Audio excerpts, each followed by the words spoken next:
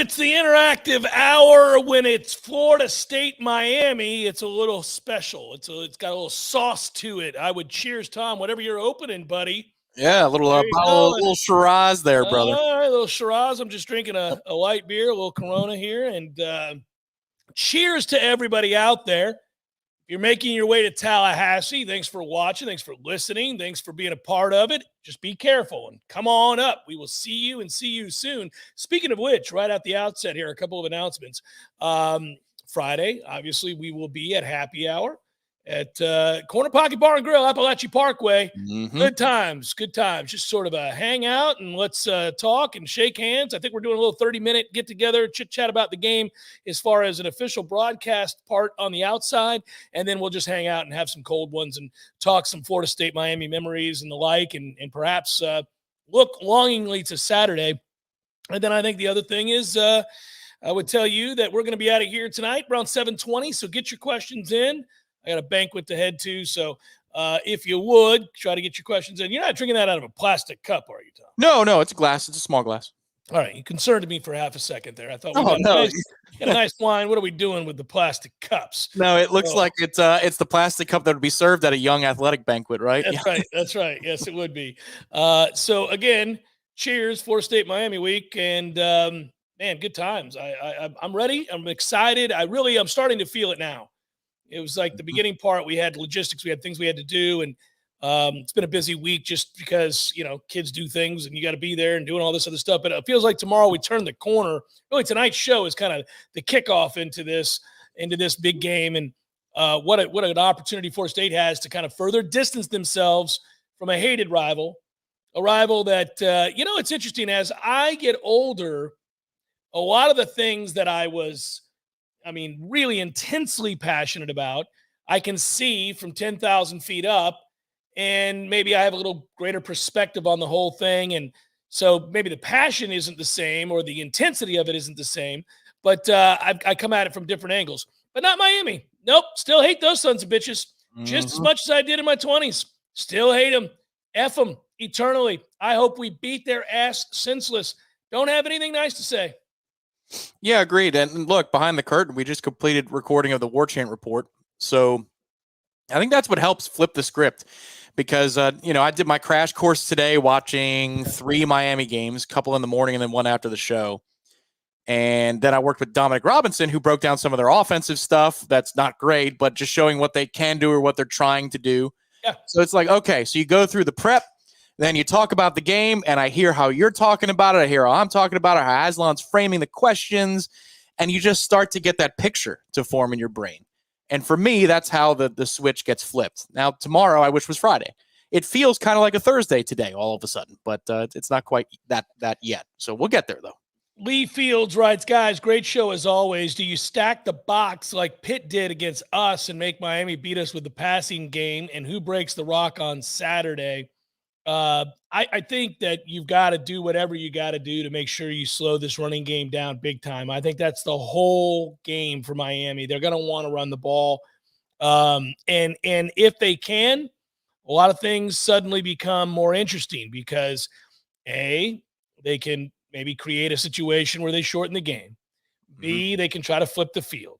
And their defense is pretty good. So if you are having to drive 80 plus yards, it could be tough sledding depending on your health too. So it really, to me, centers around stopping the run and however you'd like to do that. I don't think that they're going to be able to line up and just chuck it around the lot. They have some weapons. Obviously, everybody knows about Restrepo. But the bigger question is, what are they going to do at quarterback? And that really contains the secret to this game. If it's Tyler Van Dyke, Tom, barring a real turnaround, both from a health standpoint, a physical health standpoint, and then also a psyche overhaul. And what a short time it would be, to have a psychological overhaul to where he felt good entering this game. I don't know how he could. He's played terribly. He's turned the football over. He's been asked to play hurt, and it has not worked out. Yeah. There's a part of me that says, I'd be very surprised if he played in this game, started this game. There's another part of me that says, boy, this is why we're in an enviable position. Because your option is to play a freshman. on the road at Doak with a good defensive line and a defense that wants to pressure the quarterback and speed him up. You're asking this kid to make plays, but I will tell you, I'd rather ask a kid who's healthy to try to make a throw than a kid who's got a bad back, a bad knee, and a bad hand. Yeah, that's one of the funny things of the breakdown video, which I think went live a little while ago. So check it out after we're done. But, D-Rob was talking about how even if you didn't know from media clippings, reports, the bottom line on ESPN or whatever, that Van Dyke was hurt, you can see it in his play. The film tells you he's hurt. There's one throw that he makes. It's a quick flare to the right. He's waiting forever and a day because he's trying to get something else down the field. And you remember that SportsCenter commercial we often reference where like the baseball players are pointing out the flaws in the Anchors game, like almost like it's a hitting coach, and Scott Van Pelt's doing this number. Yeah, and he's also got his head tilted at some point. Yeah, so that's what I mean. Literally, you've got a kid with his base leg, so his right leg, flaring out like a chicken wing as he's throwing the ball, and D-Rob's like, "Well, that's not good." I mean, if anybody's looking on that film, they're saying, "Well, he's hurt. He's terribly hurt." And then he does the thing that Jordan did a lot earlier in the season, which is he's bailing out on a throw. You pointed it out this week on the show. He just decided to sit down when there was no pressure. No, it's crazy. I was watching when it happened. I couldn't believe it. I was like, what the hell are you doing? He's got a clean pocket, and he just goes in like full-on yoga out of nowhere. He sits on the ground, crisscross applesauce. Yeah, what's interesting to me is, let's say that you do stack the box. I think it's the right thing to do is keep guys around the line of scrimmage on first and second down. But if you get into third and long, and let's say that Van Dyke is the quarterback, you actually kind of have weakness against weakness if you want to sit back and play zone like the rest of Miami's opponents have. They rush 3, they're successful, they drop 8 in zone, and Van Dyke will just put it on somebody's chest and not one of his own teammates. But we don't exactly run zone all that cleanly, so it's an interesting thing there. I don't want to run what we don't run well. Run what you run. I get it.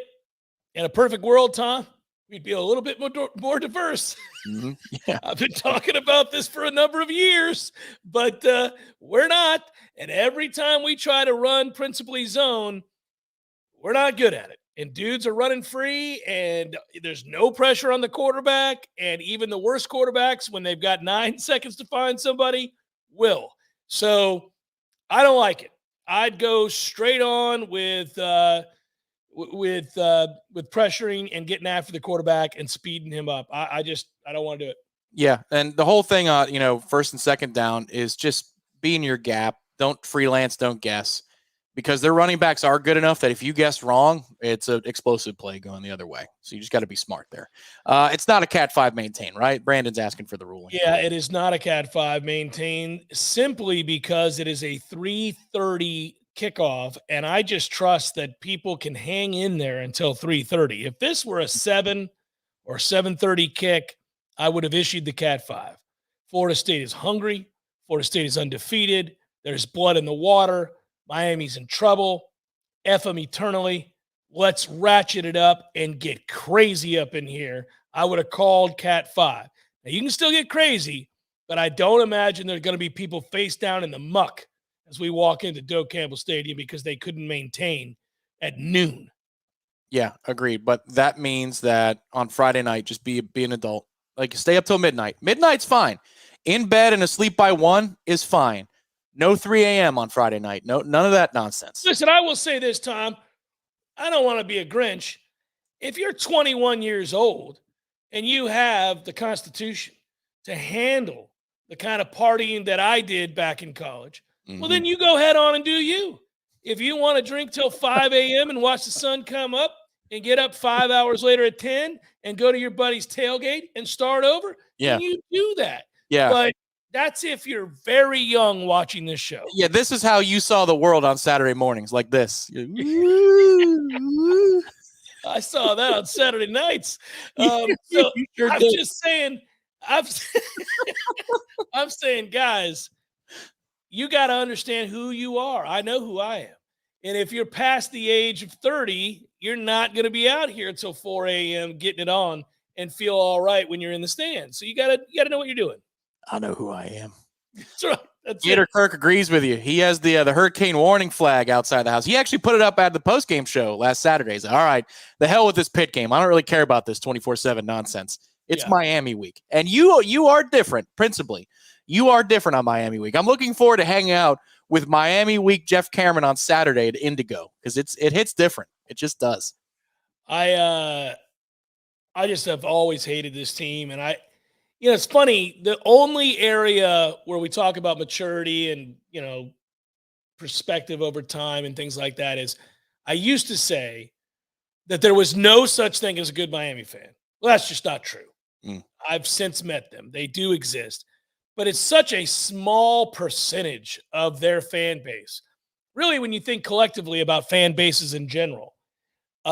They're at a weird place because none of their fans, very few of their fans, a very small percentage of their fans ever went to school there. They didn't go to school there. They couldn't afford to, and they couldn't get in. So that's the problem. You have a lot of ignorance, a lot of dumbassery in that fan base. It permeates that fan base. And it's unfortunate for them, but that's the reality of their situation. In fact, if you ever actually meet a Miami graduate, they're wonderful because they're probably a doctor or a lawyer or a dentist or somebody who's very successful, because that's not an easy school to get into, and it's a very good education, and it's very expensive. So you probably went on to do good things. But when you're in the stands and you meet Miami fans, they didn't go there. They didn't go there at all. And you don't have to go to a school to be a fan, but I have never seen a larger percentage of a fan base be that of people who've never been on the actual campus. Well, the other part of it is it's hard to find a fan base that is that different from alumni to fan that didn't attend the school in terms of behavior. You know what I mean? Like, you're talking about rowdiness level. You're talking about coming up to Tallahassee and laying waste in a lot of different ways. Every year, my buddy lived off of in a tough part, Airport, which is never a good road to live off of in any city in the world. Airport and Lapona, I think he was off of. I lived off of Lapona. Don't you besmirch Lapona. So 2 cars were robbed within a 5-car radius, and the rest of them were egged. And I was lucky enough. I didn't have anything that was worthwhile in my car anyway. But yes, and we watched the Miami fans do it. They later got picked up for it. Miami fans, I saw this is with my own eyes, walking from the Palace to the stadium. This is 2000. Let's see, we play them odd number years. So this must have been 07.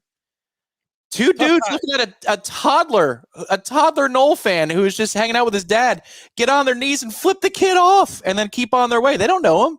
Like, there's something else. The difference between like Florida State alum and then Florida State fans from Tallahassee, we aren't that different. We're all the same. Yeah, no, it's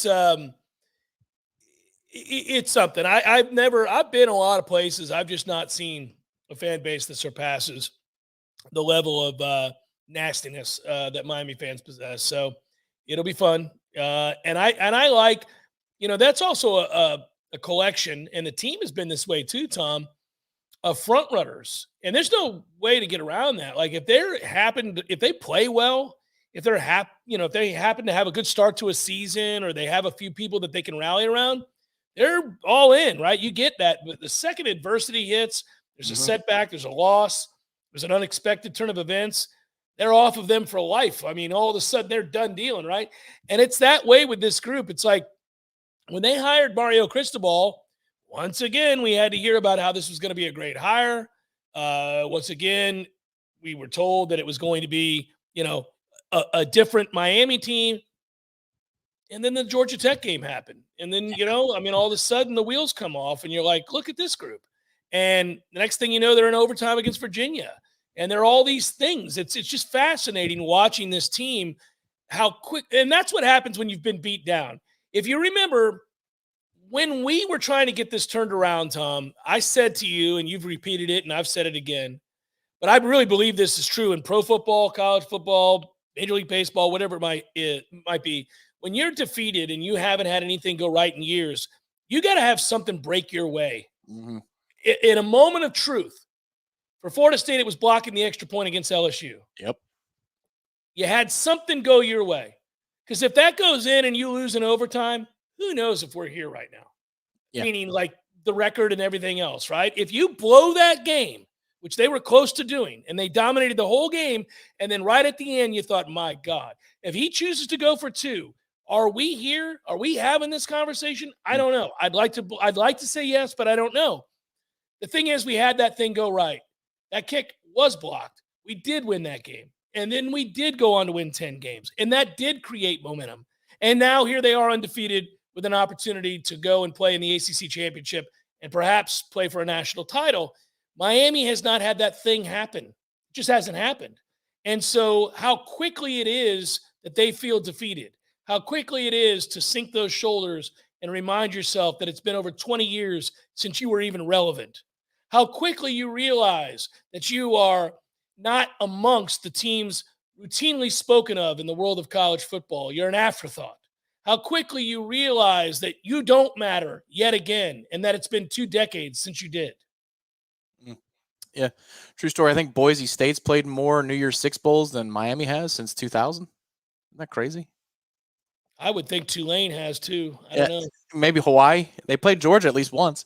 The Battle's End sponsors this program, so it's an apropos question from David. How active do you think we will be in the transfer portal market for wide receivers in the offseason? We try to bring in another number 1, or do we feel good about our young guys progressing?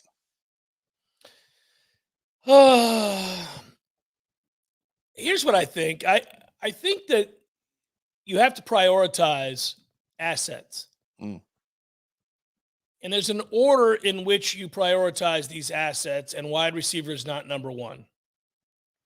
So if I were, I don't know, laying out a game plan, I'd finish off a strong high school recruiting class and see what that nets us, right? Let's make sure we're all set up there. We have a top 4, top 5 class right now. Yeah. Make sure we get those guys. Let's see if we can add to it. Sounds like you might be laying out a budget. I don't know about that, Tom, but what I would do is I would look at that class and I'd say, all right, what's it going to take to make sure everybody's happy here? This kid's a stud. This kid's guaranteed. We'll see what this kid is. We may have to make some adjustments when they first get here and we see what they are. But then you're looking at, okay, what do we absolutely have to have? Mm-hmm. What's going to make the greatest difference on the field next year to be one of the 12 teams that makes the college football playoff? And to me, receiver, it's a luxury if you can get one. But you have Hakeem Williams, who is going to be a rock star. I am more sure of that than ever before. And that has to do with his work ethic, his size, and his freakish athletic ability. He's faster than I would have given him credit for, Tom, once he got in shape. And I think had he not got hurt, he would have gone off these last 2 games. And that's the real shame of these injuries, is that he would have had 2 games where he could have been the guy. And we might have been able to get a glimpse of just how special he is. But I think if they've got Vendravius Jacobs' head on straight, and they've got him, and they've got a track star like Destin Hill, I'm not telling you he's not a football player, he is, but he's an explosive athlete. If you've got those 3 guys, and you have a healthy Portier, and they like Goldie Lawrence, and they like some of these other guys, I think you've got enough. Now, if you could get a superstar, if you could get a game changer, a guaranteed scoreboard changer, like that kid at South Carolina or a couple of others they may or may not be looking at, okay. But you have got to prioritize the line of scrimmage. And from there, you've got to prioritize linebacker. I like Blake, and I think he's going to be a good player. But they don't have anybody else that is going to change the game at that position. And I am tired of watching Clemson and others have guys that look like the linebackers we used to have. And we don't have them. We just don't have them. So I would really look at that position long and hard. Yeah, I think if it's a Sunday that you're building, the receiver position would be the cherry on top, and we need some more ice cream. We need some more ice cream in that Sunday. So if it were me and you had to choose between a receiver, let's say that you even met all your other needs, and you had to choose between a receiver in the portal who's going to be a one and done, or those assets could be reallocated towards a Jeremiah Smith out of Chaminade Madonna receiver. I'm going for the long play. Next year is not we need the cherry on top to give us a chance to win a national title year. It's let's set the foundation so that we can be really good for the next 2 or 3 years in tandem. So to me, one and done players on the line and at linebacker, sure, because it helps bridge the gap. But no, I wouldn't. If you only have a certain amount of resources, I would not spend it on another Keon Coleman. I just don't think it might get you from 9 wins to 10 or 10 wins to 11. Yeah, probably good for one more win. That's right. Yeah, agreed. Let's see. Who has more impact on the game on Saturday? Britt wants to know. Bain or Verse? Which defensive end do you like to have more of an impact? It's a great question, actually, Britt. Man, I tell you what, I'm in love with that kid, Bain. Mm-hmm. I really wish we could have got him. And Would maybe have been nice. Yeah, maybe after another loss from Miami, he'll reconsider and make his way on over. Bain, we're talking to you. Everybody makes mistakes.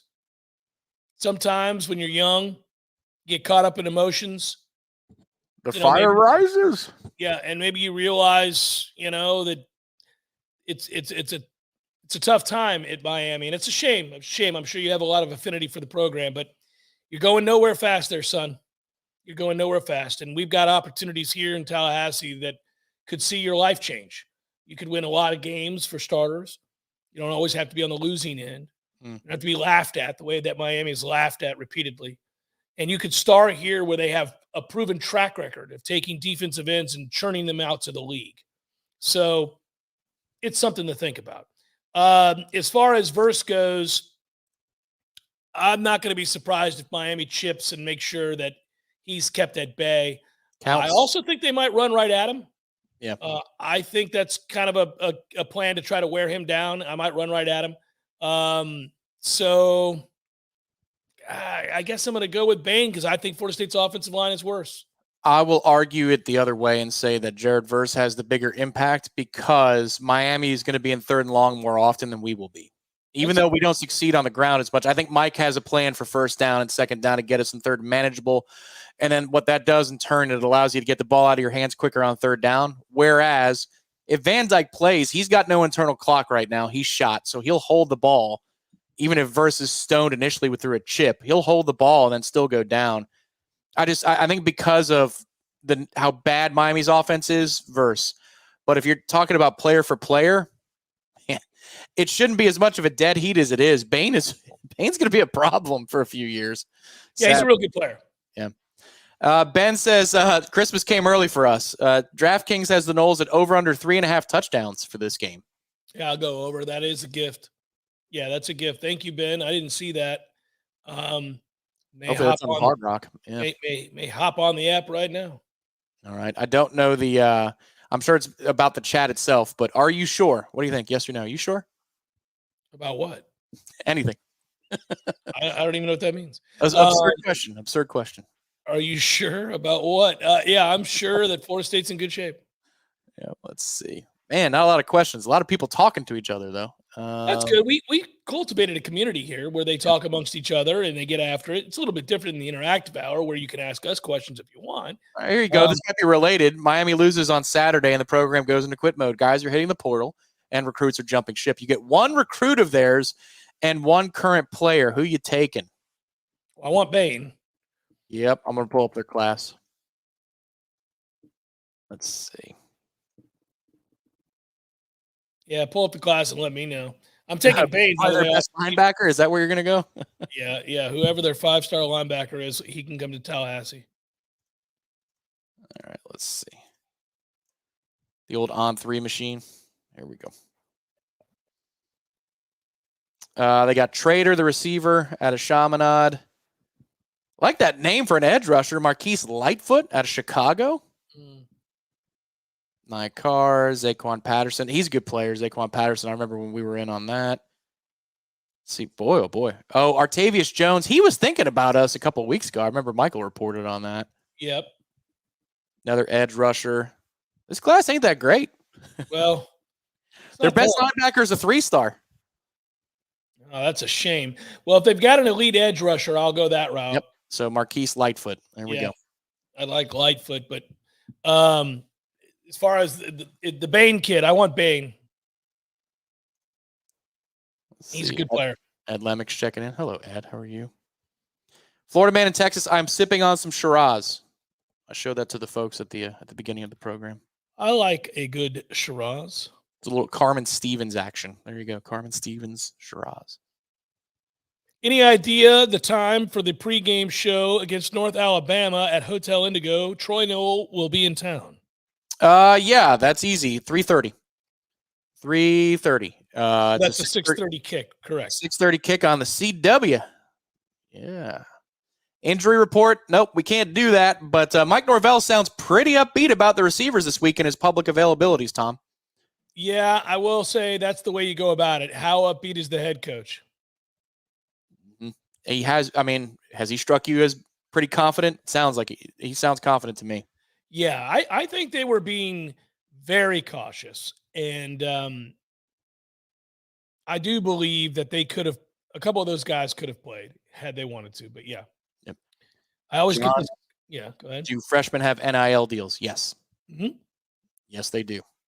The better ones get better deals. Indeed, they do. Do you think from your intel, sometimes you have whispers, are we breaking out? I did last week. I tried to hint to you and anybody that would listen that we weren't healthy and nobody caught the drift. Well, the people, it wasn't subtle. We heard you. I'm just saying, even you were kind of like, really? That many? I'm like, man, we got problems here. The good thing is, in our personal conversations, the number was higher than the real number, and the real number was pretty high. But yeah. So, yeah, it was higher, but not that much higher. I think I said 6 to 7, and I think it was 4 to 5. So yeah, but there were some more important players, perhaps. Yeah, in that sense. But they want to know: are we breaking out the spatula for flips? You hearing anything about us maybe hauling somebody late in the recruiting class, or is it too early in November for you to have that? I'll know a little bit more tomorrow. I have some conversations that I'm scheduled to have with some of my recruiting sources, Tom. And when that happens, I'll be able to give you some answers on the air. I already correctly predicted one of the things this year, that not only did I predict that a kid would reclassify, but he would definitely commit. That's happened. I'm 1 for 1 on the air. That did. That was very specific, wasn't it? Yeah. I don't put myself out there.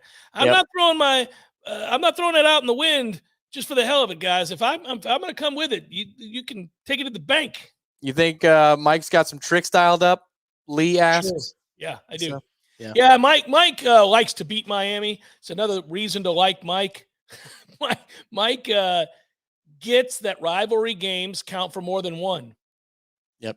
Yep. He knows. Yeah. Well, he's word around the program. Here's a little inside dope for you from people that have been there in and out over the years. When it's rivalry week, it's not just his demeanor, the fact that he doesn't talk about, he doesn't mention the other program's name. Like he engages in that where he won't say their name. But apparently around the building, it's different too. Like he carries himself differently during rivalry week. He gets it, man. He gets the fact. Listen, these rivalry games ring true for beyond, a Saturday. Like a win over Virginia Tech, you're happy that Saturday. You go home, you celebrate with your family, you cheers about this play or that play, and you're on to the next. But a win against Miami and a win against Florida, the entire offseason you talk about it. You're kind of like, and then when we scored that other touchdown and the look on that kid's face when the camera panned and you saw this guy, and then you thought, man, I really hate that team. They're a bunch of assholes. What a great win. So this is what happens. This is when you get excited. Yep. Here's a back in the day question from Brandon. Would FSU have been in a better place, and thank you, Brandon, for the contribution, in the mid-2000s if Bobby had given the job to Exley on day one instead of Drew?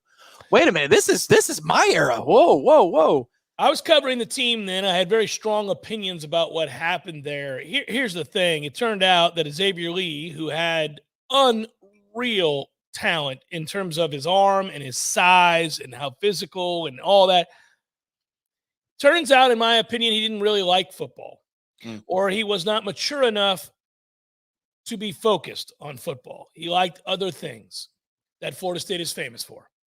And that made it tough. And Drew was limited. And so at the end of the day, I think we were doomed, Brandon. The answer to your question is things would have been better off if Bobby retired when time was up. So this kind of question, Brandon, it brings me back to sitting in the student section and hearing X and Weatherford. And so instead, what I do, this is how I get over traumatic moments in my life. That was disgusting. Disgusting times. Yeah, it got ugly. Maybe Devo was the right answer back in the day, Brandon. Maybe if they just went to Devo sooner. Eric Angel with the shout out saying that there's a blowout coming, 56-3. He's calling for it, and he's willing to throw money behind it. So there we go. Thank you. Okay. Thanks, Eric. We appreciate it, buddy. They're not beating Miami 56-3. Cristali wants to know when coach speak is. It is not live. It is never live, Cristali. It's never live. It's always recorded. It's Thursdays, and we record Thursday mornings, and it's up on the interwebs that afternoon. Thursday at 7. Typically. Is that right? Sometimes it's earlier, but the 7 o'clock has been where it's fixed. The old algorithm says that that's a great time. That's why we slot it there. Well, it's really good. So, yeah. Noel Dad says, what position is Bryce going to play? Let's specify. Let's call it football. I was going to say he's playing basketball right now, and he played football last year. He started every game for the JV, and he got into some varsity games, and he's a wide receiver. So coach on the field, right? What? Coach on the field? He's a good athlete. I don't want to discredit him. He's a burner. He's really fast. They want him to run track. He can jump. He's a really good player from a basketball standpoint. He's got handles and he can shoot. Football-wise, he just was learning the game. I never pushed him to play. It was his freshman year. He didn't want to play anything. He tried out for basketball. Didn't make it his freshman year. And then he came home one day and he was like, I think I want to play football. And I said, fine. You don't know what you're doing. You've only played flag football a couple of times. But if you want to play, I'll back you. And I just think you need to go out there and figure out, where you fit in and just listen to the coaches. And he did. And Shannon Baker, who was a really good player at Florida State, wide receiver at Florida State in my time, way back in the day, when I was a student, he took a liking to Bryce, loved him. He's a hard worker and I'm not kidding, guys. He's really fast. So he faster than his pops?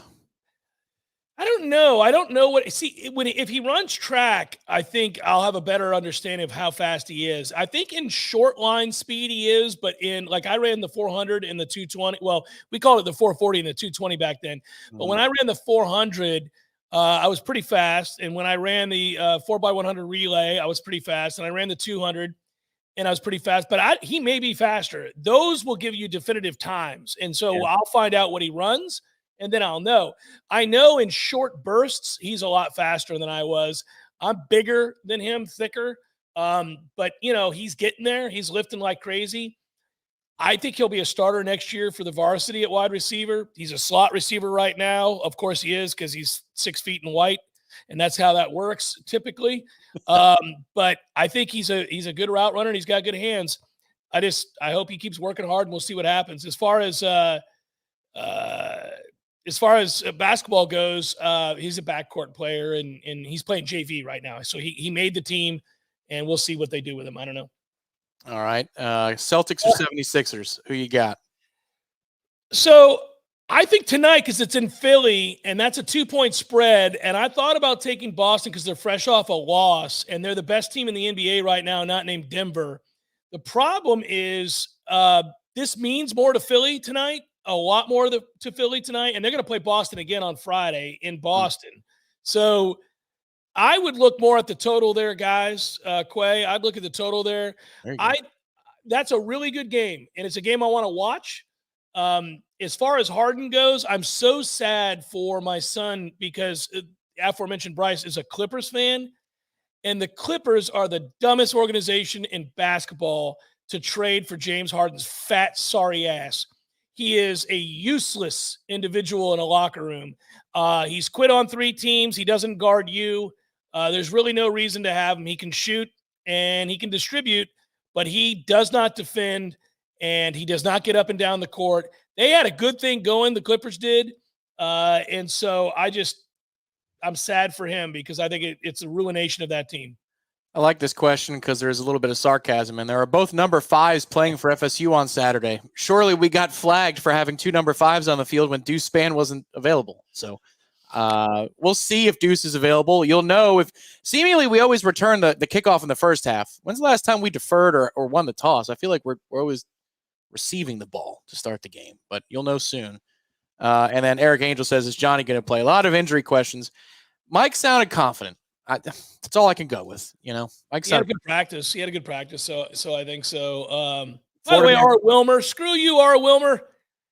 I wasn't always 230 pounds. I used to weigh 180 pounds. I could run like the wind blows, damn it. Who is the first loser for Coach of the Year after it is awarded the award to Mike Norvell? You know, by the way, on a serious note, Mike Norvell should receive some consideration. I'm not saying he should win Coach of the Year like nationally. Mm-hmm.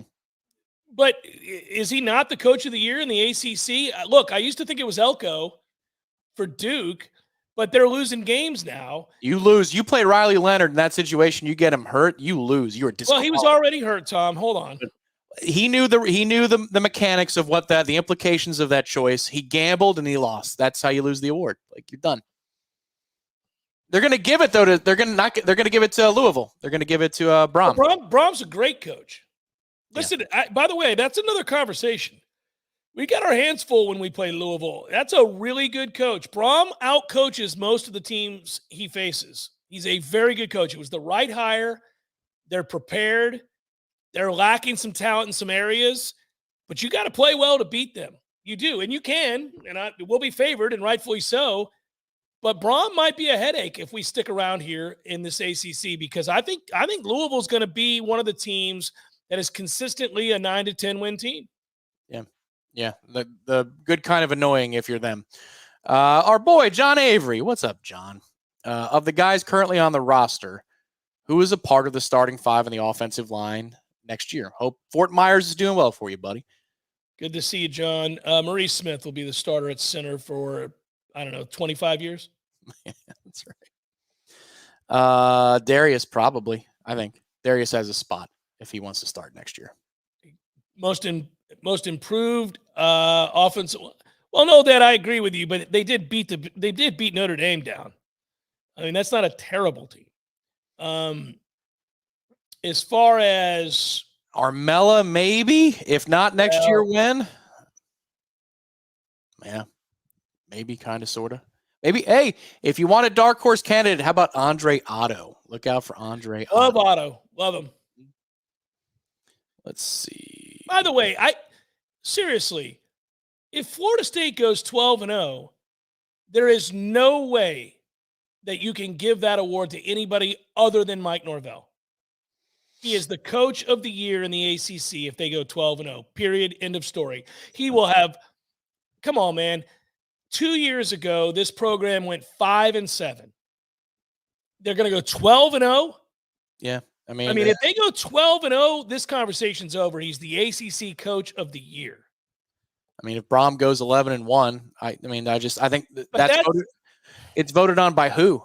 If it's voted on by the media in the ACC, I don't. If it's voted by his peers, then Mike might win. But if it's voted by the media, I think Brom would take it. Well, and I will tell you that, listen, if Louisville goes 11-1, it's a remarkable season. Yeah. Now, it's a weaker schedule than Florida State played. Yep. They were able to avoid everybody. And in that sense, I think at the end of the day, you'd have to give it to Florida State's Mike Norvell. If Louisville had played a better schedule, then I would, but it's still 11-1 at Louisville. Nobody on earth thought Louisville was going 11-1. Come on. Yep. The dad guy, have they announced our commentary team for this week? Yes, it's the Sean McDonough crew. Which I'm fine with. Yeah, that's McElroy. Again, the reason that he loves us, by the way. He does. He does. Really loves us, yeah. The reason we're 3:30 is because CBS did not take Georgia Ole Miss. ESPN got it. ESPN knew that had to go to prime time, so they did not want to have Florida State, Miami, and Georgia Ole Miss in the same window. So that's why we were relegated to 3:30. But we get the number 2 announced team. That's the Texas TCU game, I am told, is one of those remote games where just the announcers go there. Yeah. But the rest of the crew stays in Bristol. So what they're doing is they're punting on Texas TCU ratings in favor of Georgia Ole Miss. Also, Texas TCU ratings will be terrible. TCU sucks. Indeed they do. So there's your answer. Let's see. Greedy Vance available. We can't talk about injuries. Which scheme versus counter this weekend? Okay. Well, let me parse this question. So this week for Miami's defensive coordinator's press conference, and I've been saying his name all day, and I can't remember his name. Guy from Marshall and Lance Guidry. Yeah, Guidry. Yeah, I've been saying his name all day. He's never had a Power 5 job until this year as the defensive coordinator at Miami. The whole of the Miami media was asking him about counter. Tell me that you haven't watched Florida State football this year without telling me that you haven't watched Florida State football this year. He must have gotten, in 12 questions for the press conference, 6 or 7 about counter and how you stop counter. And at one point he goes, well, they were really great at running counter last year, which was code for, I don't know that we need to worry all that much about. Guys, I was not here when they ran counter on every single play and shoved it up our ass. But I understand the reason for the question. Actually, we don't run nearly as much counter this year as we did a year ago. No, when what he says, and he's totally correct because he's being honest, which the coordinators don't always have to be, says they have it, but they have a lot of passes off of it. And that's exactly right. We run a lot of passes off. Yeah, he's not a dummy. Yeah.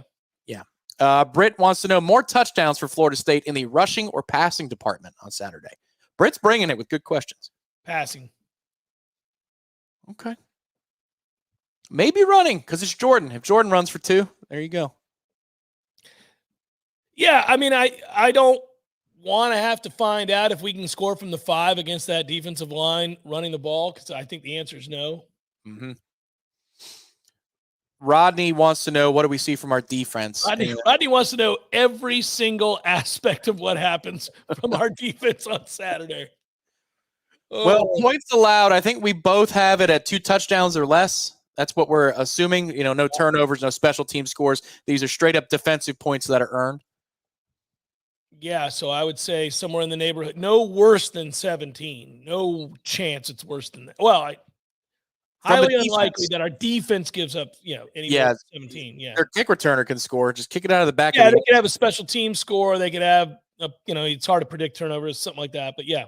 Brashard Smith is equal parts impressive with his speed, and then that name is fit for a kick returner too. Brashard Smith, that's perfect for an elite kick returner. Do you think we stop the run, though? That's the last question from Rodney. That's the most important. Yeah, I do. I think we'll stop the run for the most part. I think Miami will have some success running the ball. It's what they want to do. They lean into it. They've got 3 really good running backs. I actually like 4 of their running backs. So they've got enough guys to hand the ball to. I think they're going to be committed to it. I don't know what else they could commit to at this point. I don't think they can sit back there and chuck it all over the lot. So, I think we're going to have to stop the run, and we know that. This is a point from Caleb. This is for your you have a video answer session this week. Oh, that's right. Am I doing that tomorrow? Yes, tomorrow. So Caleb said he put his question on the message board. That's another thing. If you're a member of Warchant, you get to do these one-on-one questions. I'm sorry, guys. I would have promoted this. I don't like to ignore these things. I do appreciate that people listen to the show, and I do appreciate that people care enough to ask questions. So I'm not I may come across as a complete ass, but I assure you, I actually do care. And people did want to ask questions this week for Ask Me Anything, I guess it is on the board. So 51 questions you got to answer. Cool. Make it 100. I don't care. I'll do it. I have no problem with that. So ask away, and you can ask me whatever. I'll try to get to as many as I can. Let's see. Where do they submit the questions, Sam? They're on the boards. It's because it's for the members. It's for the membership, so you get a little extra, Let's go. Extra access. Any word on Daryl Jackson? No, just assume that he'll play. The only word on Daryl Jackson is that he's eligible to play if we make the playoff. Yep, that's right. Any particular player, asks Robert, that you would like to see take over this game, offense or defense? His would be Jared Verse, a la Jermaine Johnson 2 years ago. Sacks generate so much momentum. You get teams behind the chains, 2nd and 17, 3rd and 15, create turnovers and complete meltdowns. Crowd gets into a frenzy, short fields. I don't have a problem with that pick, Robert. It's a real good pick. The only other answer I'd give you is sort of a dual answer, which would be Jordan Travis to Keon Coleman. Is there anything more electrifying than watch those two hook up on big plays? No, and they can do so in so many different ways. Now I will tell you, any given Saturday, if Florida State has the capability of getting Trey Benson to rush for 150 or more yards, I'm going to choose that option because it opens everything else up. At that point, a team is screwed. If we're running like that, you're done. So, I guess I gave you a lot of answers, but there's something special about watching Jordan connect to Keon, and fans, like, you feel that buzz as he makes a guy miss and he's about to go 60 yards or something. Yeah. All right. Let's do rapid fire here for the last few minutes before you go to the banquet. If we get into garbage time, is there any chance Brock Glenn plays? That would be the garbage time of garbage time. You'd have to be up 60-0 in like the third quarter. Yeah, and I don't really know. Everybody knows that Brock Glenn got hurt early in the season in his one appearance. Yep. And it's nothing tragic, but it did require him to miss a lot of time, and that's why they can't play him. So I don't know how far back he is. All right. Next up is the dad guy. When's the next bellying up? Well, definitely next week for North Alabama. We got some time. Yeah, and I've got by the way, Tom, I've put aside a few things that we can talk about. So we're doing one next week for sure. Okay. P. Simpson, any assistant coaches taking the UMass job this offseason? I love that question. Well, there's a candidate, and I think I know who he's talking about. There's a candidate on our staff. I think there is. Okay, moving on. I don't know about that particular job, but a job in the Northeast. All right, Selke, are you ready for chaos these last 3 to 4 weeks, or do you want everything to hold steady so we get Ohio State? I want Ohio State. Tom knows how I feel about some of the other matchups. Maybe that should be something for belling up. It's like, how good do you think we are? I mean, that's a great broad topic that we could. Wilmer, you didn't offend me. I was kidding back. Not that I could run like the wind blows, because I could, but no, you didn't offend me. Let's see. Caleb wants to know, does he have to give up his Nole card if he drinks seltzers? No. Yeah. You can drink seltzers. I drink seltzers on the golf course with you sometimes. So do you. Yeah, I started that train amongst our group because they had the hard water. Remember the hard water at the Seventh Hill? Well, and there's also, that's right. You love the hard water. That used to bother me a little bit, but but you know what? They've made the hard water a lot better. Now it's not hard water. Now you can get tequila. Right. Yeah. Coach Speak will be up tomorrow. We answered that, but just in case you relate to the party, playoff expands next year. To 12. That's where you want to be number 5, so we can have a playoff game in Tallahassee. More pass plays or run plays on Saturday, asks Richard. Well, we're pretty balanced. More run plays. Ooh, okay. Well, but that's what we do. We get a lead and then we run the ball. I see you working. It's because of the margin. Mm-hmm. Over under for the first half. What you got? Jeez. Over. Well, I don't know what the number is. I know the total, but I don't know what the number is for the first half specifically. So I'll say under 25. All right. Let's see. Richard again, over under pass plays of 20 yards or more. Explosives. How many explosives? Well, that's a great way of asking you, how are the receivers doing health-wise? Richard's a gambler. I'm going to go with 2 as the over-under 20-yard pass plays. Oh, no. Everybody's hurt. They're all dead. I'll put it at 2 or 2.5. No, I'd go 4.5, baby. I'm going over. You wanted me to set a number, not a prediction. Yeah. No, that's a hard over. Ian says, whatever happened to the red-haired young man that used to be on the sideline? Red Lightning, he's still with FSU Athletics. He's got a role with softball, I think, right now as some sort of assistant. I saw him walking into the complex when I was going to practice about a month ago. So, Troy, I understand this question. You can get one at the Civic Center. Is that still a thing? Yeah, because I drive past it all the time. Just make sure. I don't know if it's a shuttle, but you can get on like a golf cart or something, and they take you up there. Okay, because I know they canceled some kind of shuttle service from the Civic Center a couple of years ago. Like it might be handicapped only. Like you got to be careful on that one. So yeah. All right, let's see. How many scores by the FSU defense? Over under 1/2 scores by the FSU defense. Oh, I mean I don't bet defensive scores. I don't do it. So there you go. Another over under. Van Dyke interceptions if he plays. 1.5. Over if he plays. All right. Dan, will FSU go more 2 tight end sets to help slow down the Miami front 4? Again, I'd stress it's a front 6 or 7. They bring pressure everywhere. Do you think they do, though? If they're going to leave, so you'd bring in Biscuit and maybe run heavy sets with another lineman, Tom, and then just get one-on-one on the outside? Yeah, I almost think you could spread them out. So they got to declare. I want to spread them out is what I want to do. Yeah. So they got to declare earlier. I don't know. It's interesting though, because they don't want to show their blitz until the very end, and Jordan will wait until 2 seconds on the play clock every time. So it's fascinating. All right, last one. Last 2 questions. Last 2. All right, Richard, does Jimbo actually get fired this year? I think so. They've lost 9 straight road games. He has a worse record than Kevin Sumlin. There is no sign that program is improving. None. So I don't think you pay a guy what they're paying him to be this. Mm-hmm. You could have just kept Kevin Sumlin. Last one from R. Wilmer. Miami fans in attendance over under 2,500. Over like 3,000 or 4,000. Okay. No more than 5,000? They'll get no more than 5,000. It's a close call. I don't know. I that's a tough one. And it's hard to gauge too, because that section. But I guess I'll go under.